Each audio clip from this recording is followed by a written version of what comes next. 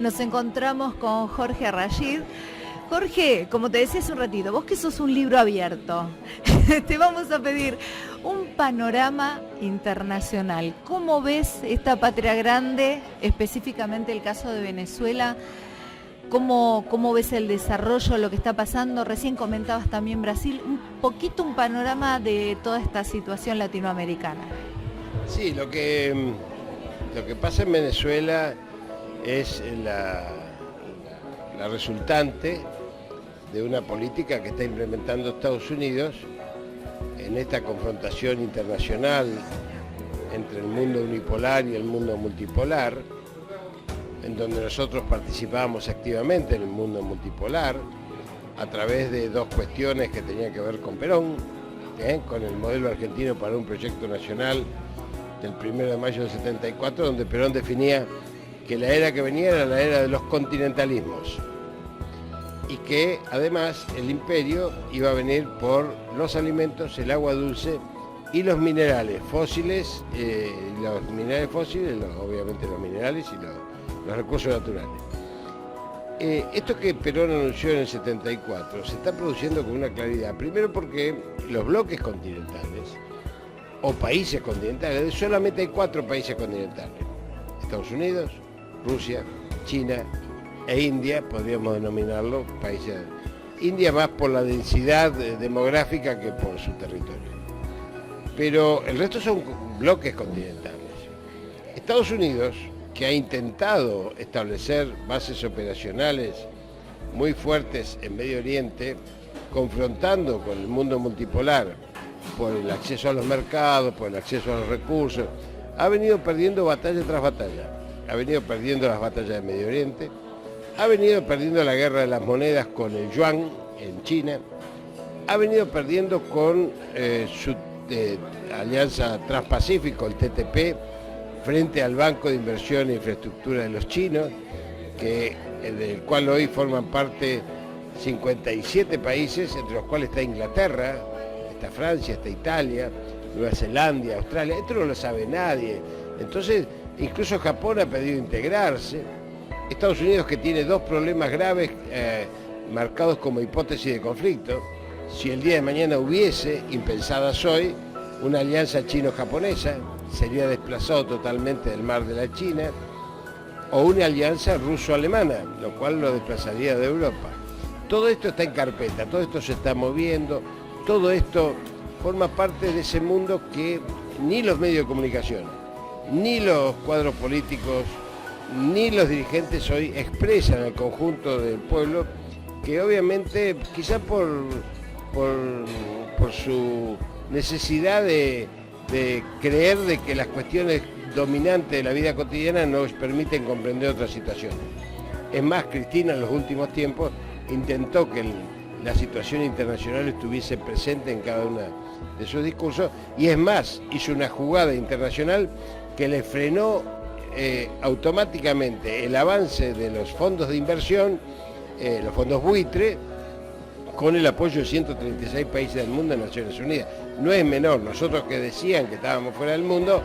136 países nos acompañaron, 40 se abstuvieron y solamente 7 votaron en contra, que podríamos describirlo, y lo sabemos todos quiénes son: Estados Unidos, Inglaterra, Israel, Panamá y 2 o 3 más. Entonces, lo que sucede entonces es que Estados Unidos se está replegando. ¿Hacia dónde se repliega? A lo más primitivo de Estados Unidos, que es la doctrina Monroe: América para los americanos. Entonces intenta conformar en su patio trasero, como nos llaman ellos a nosotros, porque somos los negros del sur, porque obviamente ni nos respetan, solamente intentan colonizarnos. Esa necesidad de consolidar su presencia en América Latina implicó 3 cosas, 3 pasos. Primero, que una alianza de los republicanos con los demócratas para sacar la alianza del Transpacífico. Segundo, poner en marcha la Cuarta Flota, que no se ponía en marcha desde hace 40 años. Cuarta Flota, que era la responsable de la doctrina de seguridad nacional, la Escuela de Panamá, las dictaduras militares, hoy está en marcha. Tercer paso, desbloquear Cuba, que ya no es un estorbo, digamos, para Estados Unidos, y exporta revoluciones y y sigue defendiéndose como puede. El cuarto paso era desarmar la guerrilla de la FARC. Todos estos pasos fueron todos dados en los 2 años anteriores. ¿Por qué? Porque la guerrilla de la FARC con 50.000 hombres en armas impedía, digamos, fundamentalmente la operación de las 7 bases militares que tiene Estados Unidos en Colombia, y ponía en riesgo esas bases militares, pero también ponía en riesgo la operación de la DEA y el narcotráfico, que como todos sabemos, la DEA alimenta de narcóticos a Estados Unidos. ¿Esto a cambio de qué? A cambio de avanzar sobre las democracias populares, los populismos, como llaman ellos peyorativamente, aquello que conformó el UNASUR, aquello que le dijo no al ALCA, aquello que Lula, Néstor y Chávez pudieron forjar como el no al ALCA, que implicó que Estados Unidos rápidamente empezase desde ese mismo momento una estrategia de reposicionamiento. Esa estrategia de reposicionamiento le ha dado resultado primero en Honduras, después le dio resultado en Paraguay, intentaron una segregación en Bolivia, intentaron un golpe de Estado con Correa, intentaron influir en el voto en contra de Dilma, y como no pudieron, terminaron con un papelón de un golpe institucional sobre Dilma, y sobre nosotros descargaron toda la batería que conocemos, entre los golpes de mercado, los golpes mediáticos, la denigración, la humillación a la que sometieron a Cristina y obviamente al peronismo. Y por supuesto esto mismo sucedió con Venezuela, y la violencia que hoy se establece en Venezuela es una violencia de grado tal que va a hacer que nuevamente América Latina se convierta en un teatro de operaciones de esa guerra entre el mundo unipolar y el multipolar. Esto viene a cuento porque, más allá de lo que digan los medios de comunicación en la Argentina, ni siquiera pueden consolidar esa posición en América Latina. No pudieron sacar la declaración de la Carta Democrática de la OEA porque la CELAC se opuso, Uruguay se opuso y otros países también se opusieron o se abstuvieron. No pudieron sacar al Mercosur, digamos, de echarla a Venezuela del Mercosur porque se opuso Uruguay y las decisiones tienen que ser tomadas por unanimidad. O sea que tienen dificultades, pero además tienen dificultades en el mundo porque el bloque del unipolarismo es un bloque desmembrado, más allá que ellos digan que Estados Unidos, Inglaterra y la Unión Europea están apoyando, no toda la Unión Europea está apoyando, fundamentalmente aquellos que son más cercanos a los intereses de los fondos de inversión y a la cadena mediática del desánimo, como la llamaba Cristina, a nivel mundial. Hay una paradoja para que veamos cuál es el nivel de violencia. El nivel de violencia, por eso yo lo retomaba Perón, sobre Venezuela tiene olor a petróleo, tiene olor a gas, tiene olor a thorium, tiene olor a uranio, tiene olor a oro, todos aquellos recursos que posee Venezuela, y que ha instrumentado de hace 3 años esta parte una campaña de una supuesta oposición democrática, tan democrática como atacar con FAL o pistolas 9 milímetros con bombas Molotov, incendiar 153 sedes gubernamentales o negarse a participar de elecciones en forma clara. Si son mayoría deberían haber participado en elecciones, hacer un papelón que es aceptado por la comunidad internacional de un supuesto plebiscito donde apenas terminado el plebiscito queman las urnas para que nadie sepa quién votó y quién no votó. Camarógrafos de varios países constataron con cámaras ocultas que votaban 7 veces, 8 veces en diferentes mesas porque no era ningún control. O sea que estamos ante una oposición que no es oposición, sino que es un ejército armado por Estados Unidos, como armó los ejércitos mercenarios en Siria, como armó los ejércitos mercenarios en Libia, que eran oposición democrática, con misiles, digamos, de largo alcance, o como terminó armando el ISIS para tratar de crear un estado tapón entre Irak y Siria. Bueno, esto no nos olvidemos que pasó con la ex Yugoslavia, que hoy son 5 países, lo hicieron ya en la historia. No es nuevo, lo conocemos y lo sabemos. En América Latina, para ir bajando al barrio, como yo siempre digo, y para no hacerles perder más tiempo, Estados Unidos ha diseñado un plan muy claro, de ahí el desplazamiento de Dilma, en donde Brasil juega el rol de socio de Estados Unidos, y donde Argentina juega el rol de gendarme de la región. De ahí viene algunas de las explicaciones que podemos después ir sumando desde las bases militares hasta la detención de Milagro Sala, que tiene que ver con la tercera base militar, el aislamiento de Bolivia a partir de esa frontera, pero fundamentalmente para garantizar la explotación del litio, con una organización tan numerosa como la Tupac se le iba a poner, digamos,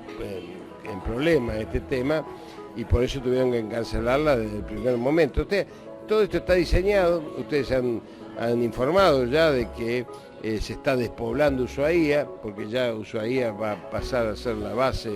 si los dejamos, por supuesto. Yo personalmente no los voy a dejar, pero vamos a ver cómo me va, digamos. Yo personalmente me voy a oponer, yo voy a hacer lo imposible para que no se suceda, porque no nos olvidemos de Guantánamo, ni siquiera el proceso Fidel pudo sacar una base militar.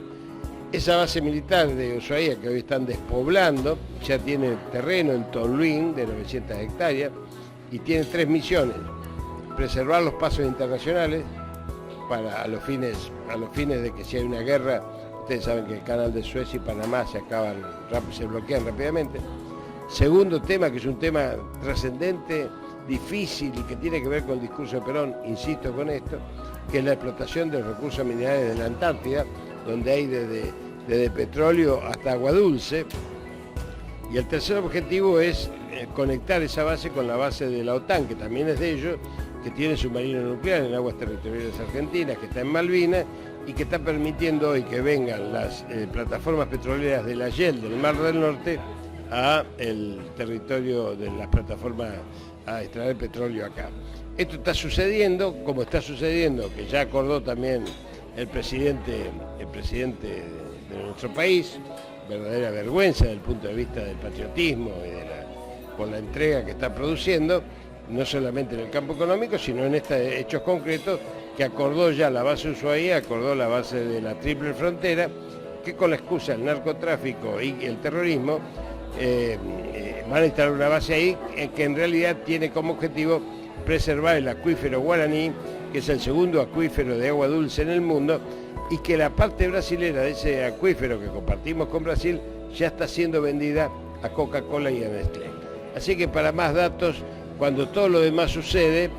además el endeudamiento externo. Por eso digo que hay que llegar al barrio desde una visión de la política internacional, porque si no, no se entiende lo que está pasando, y esta es la confrontación de modelos necesariamente entre aquello que nosotros, los americanos, latinoamericanos, al mejor estilo de la nación latinoamericana del Colorado Abelardo Ramos, definimos como el pensamiento de la América profunda, de la América criolla, de la América morena, de esa América que nunca fue respetada en la construcción del pensamiento, y que sin embargo tiene una construcción de pensamiento que arranca desde el siglo XIX. Podemos ir desde Mariátegui a Vasconcellos, desde Rondó hasta Ugarte, desde Martí a Rubén Darío, es decir, y de los nuestros como Astrada, como Kusch, como De la Riega, como el mismo Fermín Chávez, que define esto que yo te estoy planteando con una frase maravillosa que es la epistemología de la periferia. ¿Por qué nos dicen periferia cuando nosotros somos el centro de nuestras propias preocupaciones?